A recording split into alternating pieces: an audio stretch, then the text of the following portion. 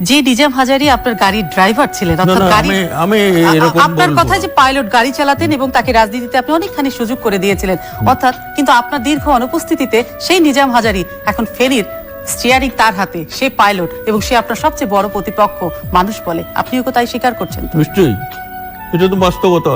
বাস্তবকে সেই বাস্তবতাকে মোকাবেলার জন্য কতটা প্রস্তুত জয়নাল হাজারি? কিচ্ছু লাগবে না, কিচ্ছু লাগবে কি না। লাগবে? এক সেকেন্ড, একদিন শুধু নেত্রী বলবে আপনি ফেনী যান, এবং ফেনী গেলে আমি ফেনী ট্রাঙ্ক রোড একটা জায়গা আছে যেখানে 2, 3, 4 দিকের রাস্তা, সেখানে সব মিটিং মিছিল গুলো হয়। হ্যাঁ। শুধু গিয়ে সেখানে দাঁড়াবো, একটা বক্তৃতা করব, ওদের সব তছনছ, কিছু থাকবে না। মানে কোনো পেটোয়া বাহিনী, কোনো ক্যাডার বাহিনী কিচ্ছু লাগবে না। সঙ্গে সঙ্গে তার যত ক্যাডার ফেডার অস্ত্র শস্ত্র আছে সব নিয়ে তারা পালিয়ে যাবে। তারা থাকবেই না, মারামারি লাগবে না, গোলাগুলি লাগবে না, কিচ্ছু করা লাগবে না। শুধু আমাকে